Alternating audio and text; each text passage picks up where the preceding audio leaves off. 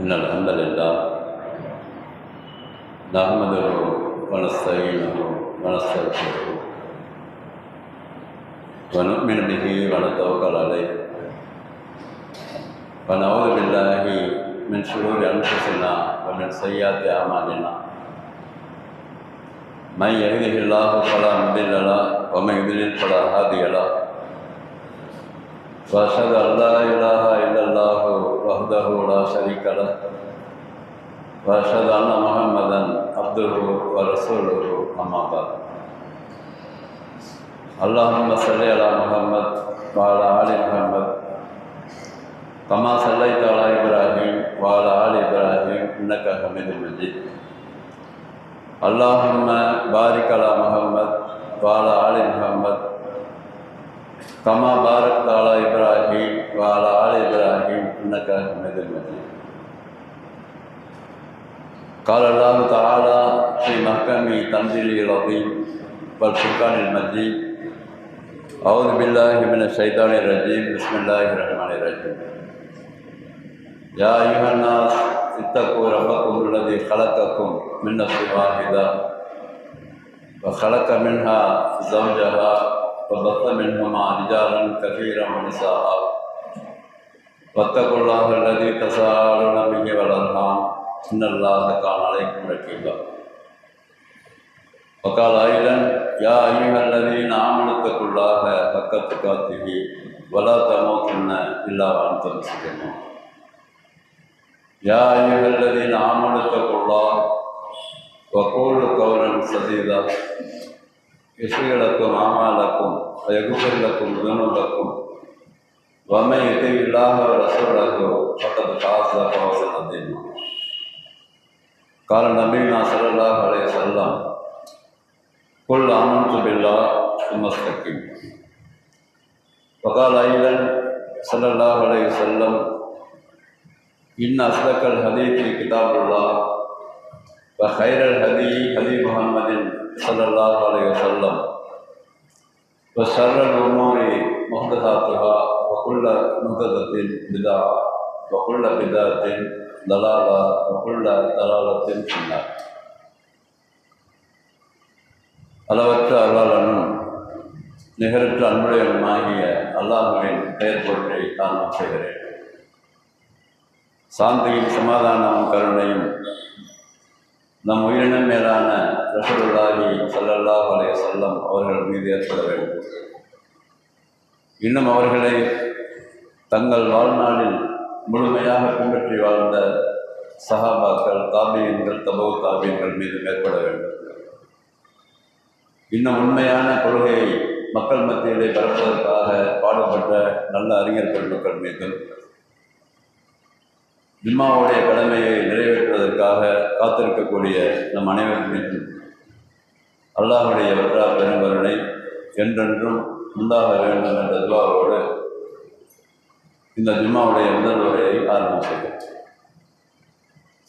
கண்ணியமிக்க எல்லாம் அல்ல அல்லாஹ் சுப்ஹானஹு வ தஆலாவின் நல்லடியார்களே, சகோதரர்களே, சகோதரிகளே, அல்லாஹுடைய கிருபையால் வல்ல ரஹ்மான் உலக மக்கள் அனைவருக்கும் நேர்வழி காட்டியாக இறக்கி அருளியிருக்கிற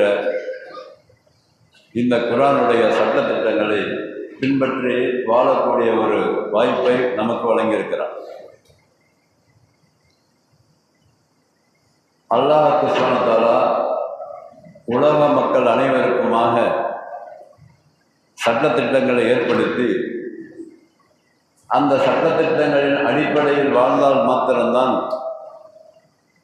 நிறைவாக முழுமையாக இந்த உலகத்தில் வாழ்ந்து மௌத்தாக முடியும்.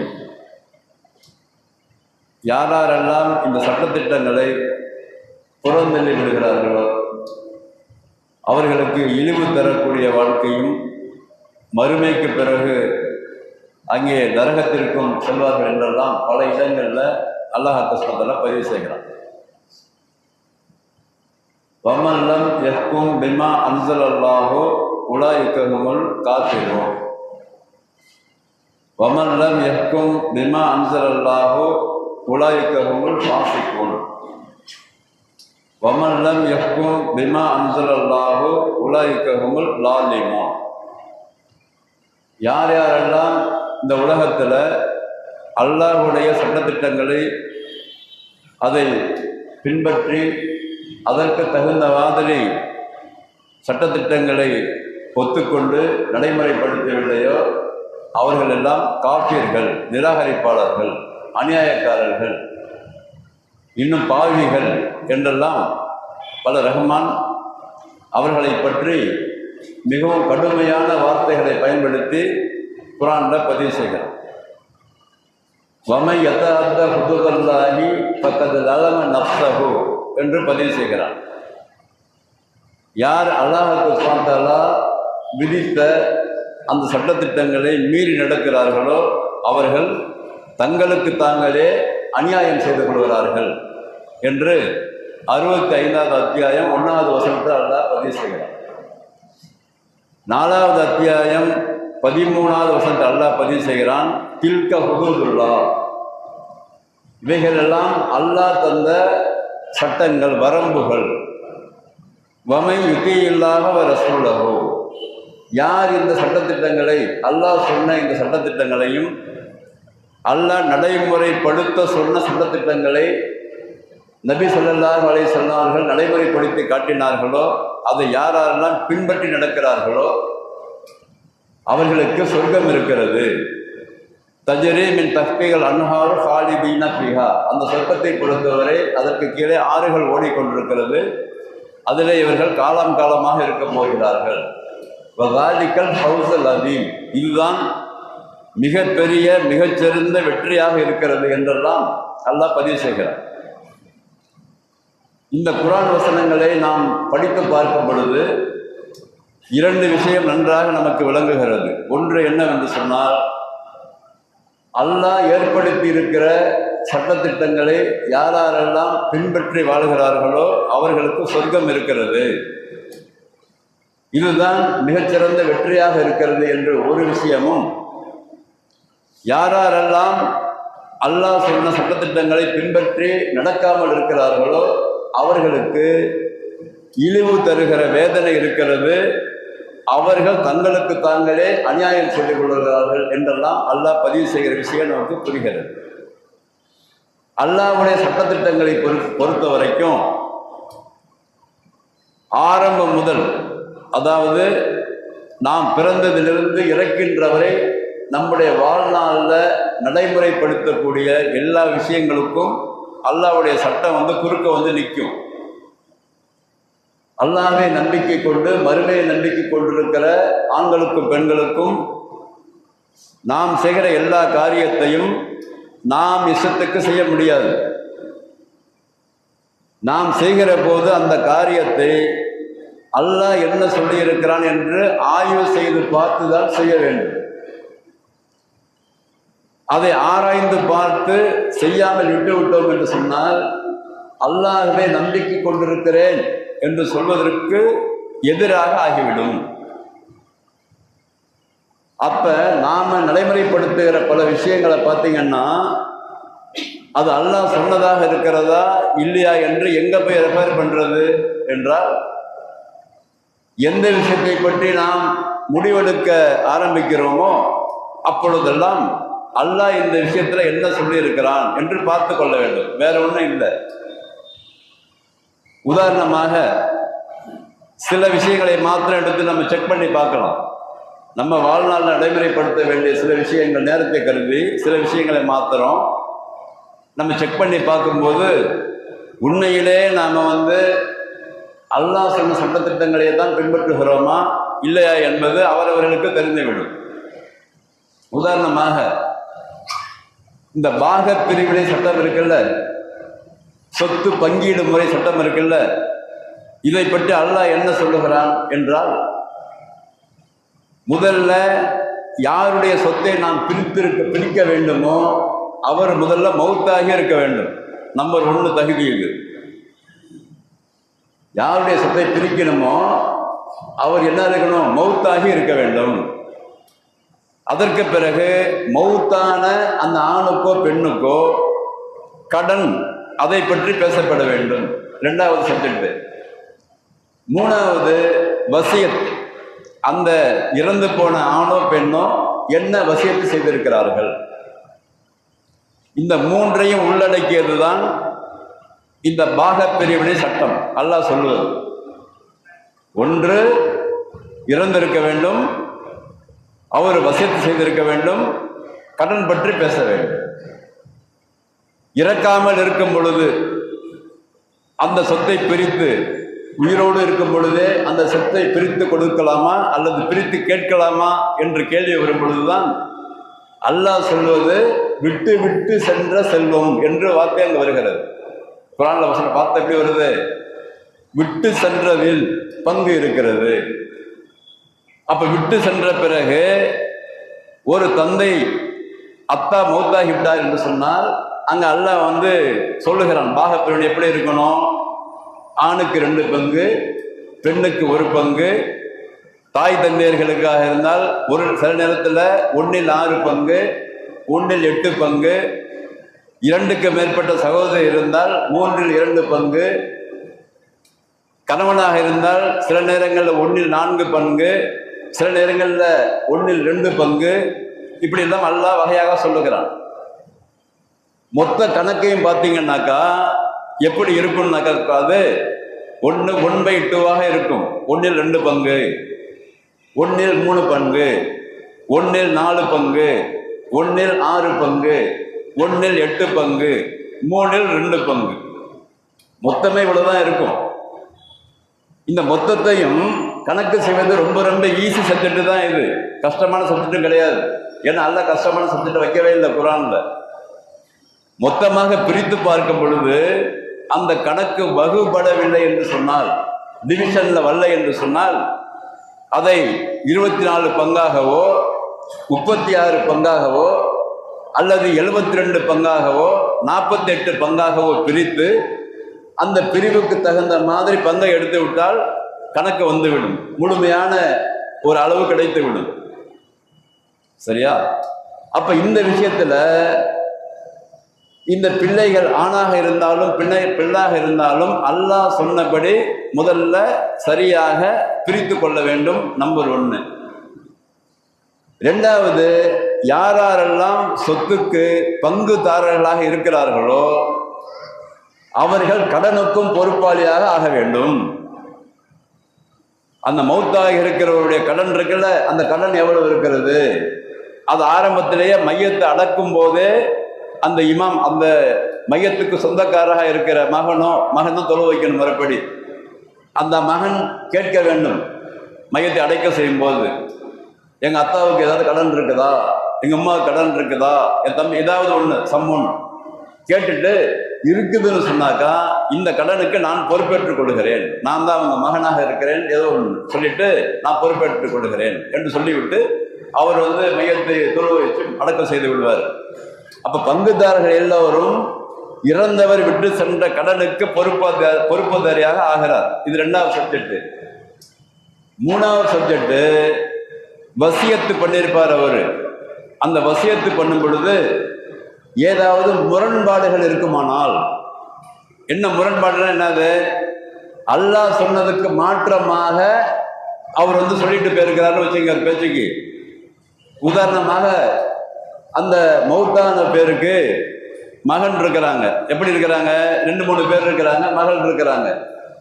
ஒரு மகன் நன்றாக கவனித்த மகனா இருப்பான், அவன். இன்னொரு மகன் கொஞ்சம் பொடுப்பாக்கா இருந்திருப்பான், கவனிச்சிருக்க மாட்டான், அல்லது வேற மாதிரி மார்க்கத்துக்கு முரணா இருந்திருப்பான். எப்படியோ ஒன்று வச்சுக்கடேன்.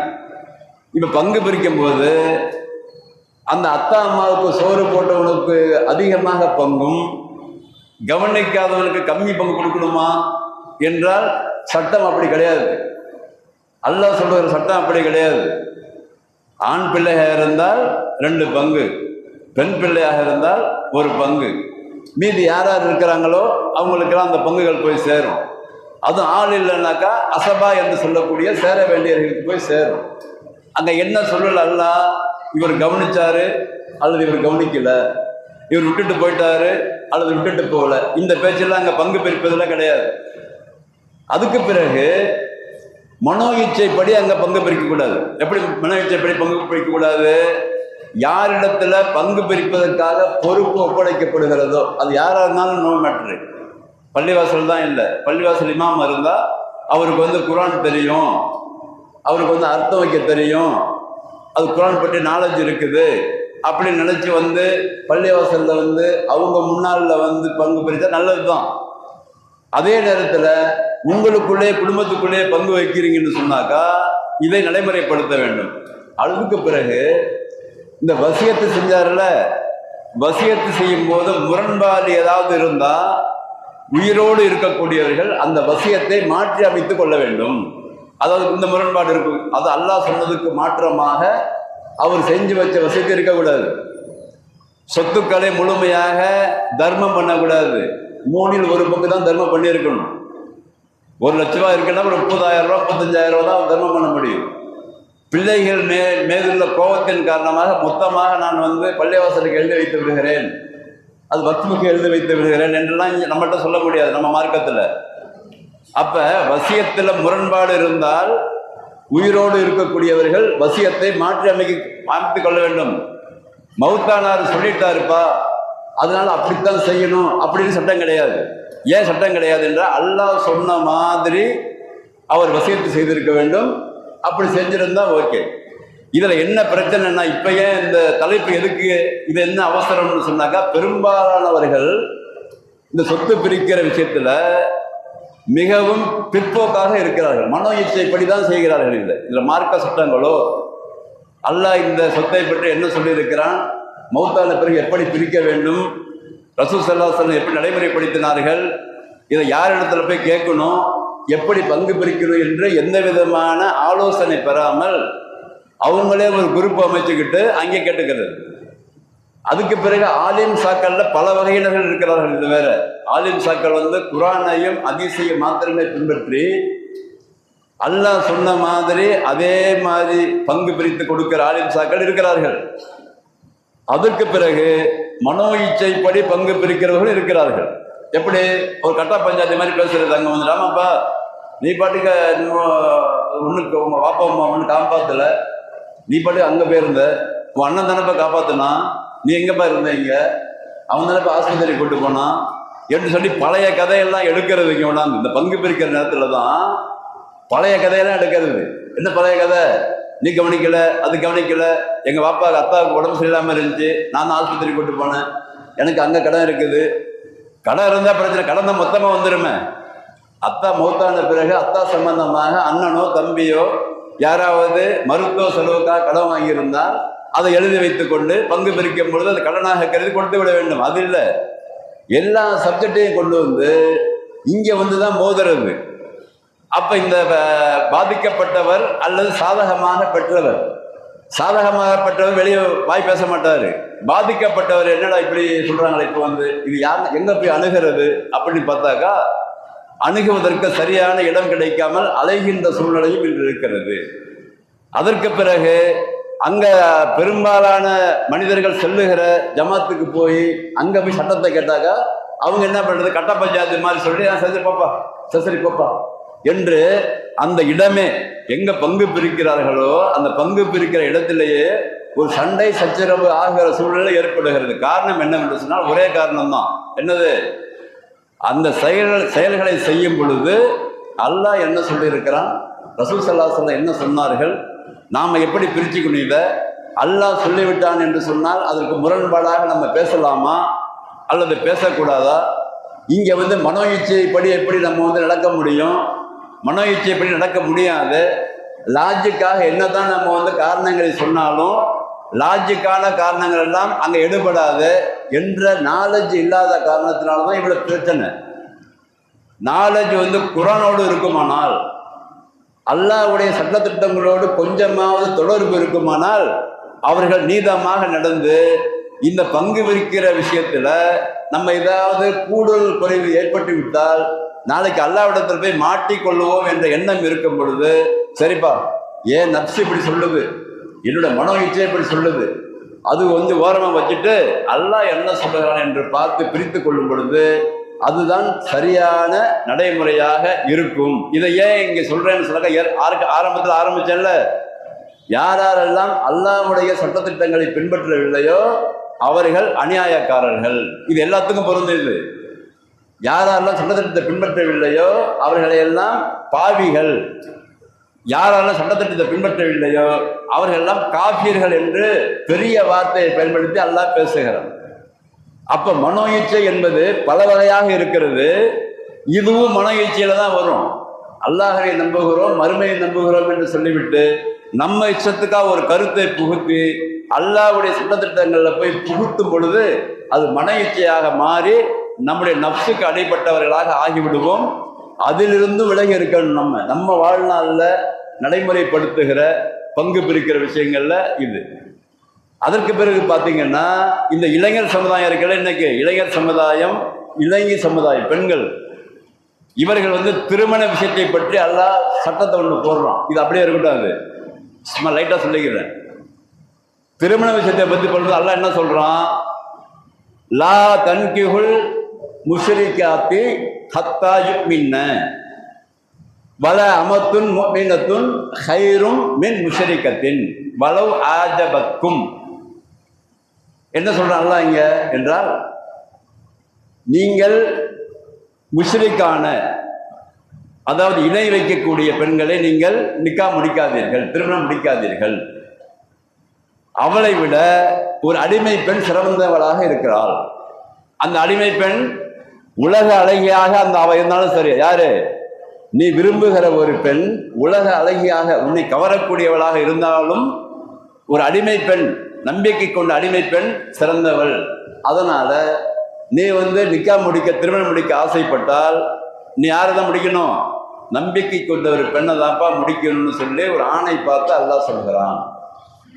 அப்ப திருமணத்தை ஆசைப்படுகிற இந்த இளைஞர் சமுதாயம் கல்லூரிக்கு செல்லும் பொழுதோ அல்லது பார்வையில் படும் பொழுதோ இந்த குர்ஆன் வசனங்களை மனதில் வைத்துக்கொண்டு நாம நிக்கா முடிக்கிறதுக்கான சட்டம், முதல் சட்டமே அல்லாஹ்வை நம்பிக்கை கொண்ட பெண்ணைத்தான் நாம நிக்கா முடிக்கணும் என்று ஒரு எண்ணம் இருக்குமானால் இவன் வேறு பக்கம்லாம் போக மாட்டான். நம்ம நம்ம நம்ம பசங்க வேறு பக்கம் போக மாட்டான், வேறு பக்கம் பார்வை வராது. ஆனா இவன் என்ன நினைக்கிறான்னா, எதையோ பார்த்துட்டு, எதையோ காட்சிகளை பார்த்துட்டு யார் அந்த அழகா இருக்கிறான்னு சொல்லிட்டு போக்குற ஒரு சூழல் இருக்கிறது. அது ஒண்ணு. அடுத்தது பெண்களை பற்றி அல்லாஹ் பேசுகிறான். என்ன பண்றான்? வல துன்கிஹுல் முஷ்ரிகீன. இந்த வார்த்தை பாருங்க, குர்ஆன்ல ஆண்களை பற்றி பேசும்போது தன்கிஹு என்ற வார்த்தையை எல்லாம் பயன்படுத்தினான். தன்கிஹுனா நீங்கள் திருமணம் முடிக்காதீர்கள் என்ற அர்த்தம். துன்கிஹு என்றால் நீங்கள் திருமணம் முடித்து வைக்காதீர்கள் என்று அர்த்தம் அரபி இலக்கணப்படி. அப்ப பெண்களை பற்றி பேசும்போதெல்லாம் நீங்கள் தனியாக ஒரு ஆணை தேர்வு செய்கிற உரிமை உங்களுக்கு கிடையாதுன்னு அர்த்தம். பெண்களுக்கு சொல்லிக் கொள்வதில்லை. இல்லை, காலேஜ் போகக்கூடிய பெண்களுக்கு, படிக்க போகிற பெண்களுக்கு என்ன காரணத்துக்கு நாம போறோம், வீட்டை விட்டு எதற்காக போறோம் என்ற ஒரு எண்ணம் நீங்கள் வீட்டை விட்டு வெளியே சொல்லும் பொழுதே வந்துவிட வேண்டும். எங்களுடைய அத்தா அம்மா ஒரு பெண்ணை டாக்டராகவோ அல்லது வேறு விஷயத்திற்காகவோ படிக்க வைக்க அனுப்புகிறார்கள். அனுப்புகிற இடத்துல அங்க போய் நீங்க அந்த வேலையை மட்டும்தான் பார்த்துட்டு வீட்டுக்குள்ள வரணும். அதுக்காகத்தான் உங்களுக்கு தவக்கல் அல்லாஹ் சொல்லி கொடுத்து அனுப்புறாங்க. அதல்லாத குர்ஆன் வசனம் என்ன சொல்லுது என்றால், ஒரு பெண் தனியாக தான் விரும்புகிற ஒரு ஆணை தானே தேர்ந்தெடுத்துக் கொள்ளுகிற உரிமை கிடையாது. அவர்களுக்கு வழி என்று சொல்லக்கூடிய பொறுப்பாளர் வேண்டும். ஒரு வார்த்தையில் கூட அல்லாஹ் இங்க வேறுபடுத்தி சொல்லுகிறான். இந்த ஆயத்துல 2வது அத்தியாயம் 221வது வசனம்.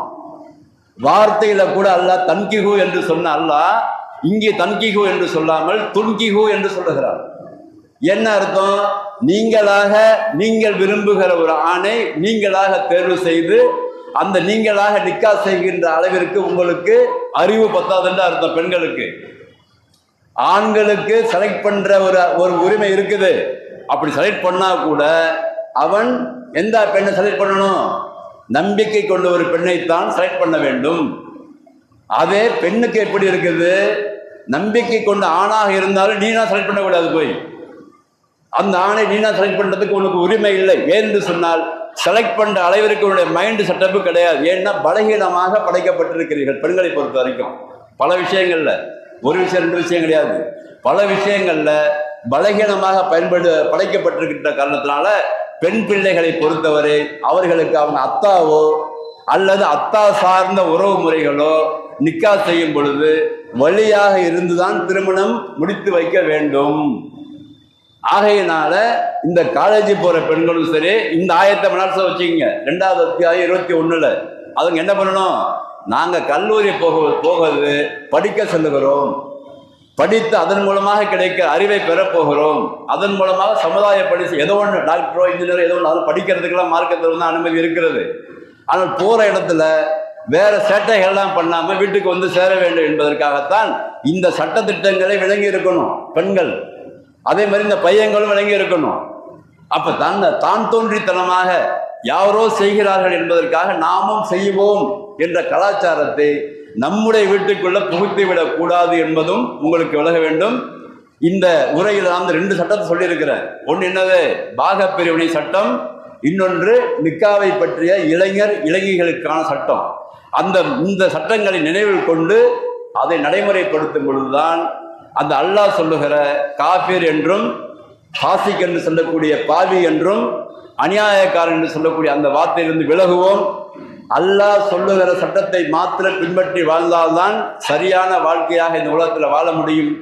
அதை மீறி போகிறேன் என்று யாரெல்லாம் சொல்லுகிறார்களோ அவர்கள் அனைவருமே வரம்பை மீறியவர்களாகவும் இந்த உலக வாழ்க்கையில இழிவுபட்டவர்களாகவும் ஆவார்கள் என்று அல்லாஹ் சொல்லுகிறான். அந்த அடிப்படையில் நன்றாக மனதில் பதித்து ஆண்களும் பெண்களும் பெற்றோர்களும் நடந்து கொள்ள வேண்டும் என்று எனக்கும் உங்களுக்கும் உபதேசம் செய்து கொள்கிறேன். வாஹிர தவானா அல்ஹம்துலில்லாஹி ரப்பில் ஆலமீன்.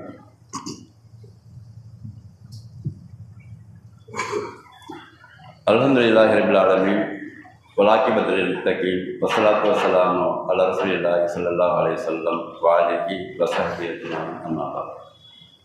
அன்பிற்கினிய சகோதர சகோதரிகளே, அல்லாஹ்வுடைய கிருபையால் அழகான சட்டத்திட்டங்களை உள்ளடக்கிய குர்ஆனில் நாம் பிறந்ததிலிருந்து இறக்கின்றவரை செய்யக்கூடிய எல்லா விஷயங்களையும் தெளிவாகவும் புரிகிற மாதிரியும் அல்லாஹ் இறக்கி வைத்து ரசூலுல்லாஹி ஸல்லல்லாஹு அலைஹி வஸல்லம் அவர்களை நடைமுறைப்படுத்தி விட்டு மிகவும் அழகாக அல்லாஹ் ஆக்கி வைத்திருக்கிறான். அவைகளை தினமும் கொஞ்ச நேரமாவது பார்த்து நமக்கு தேவையான நேரத்தில் நாம் செய்கிற எல்லா செயல்களிலும் குர்ஆன் என்ன சொல்லுகிறது, ஹதீஸ் என்ன சொல்லுகிறது என்று உரசி பார்த்து நடைமுறைப்படுத்திக் கொள்ள வேண்டும். வல்ல ரஹ்மான் நம் அனைவருக்கும் அருள்வானாக. வாஹிர தவானா அல்ஹம்துலில்லாஹி ரப்பில் ஆலமீன்.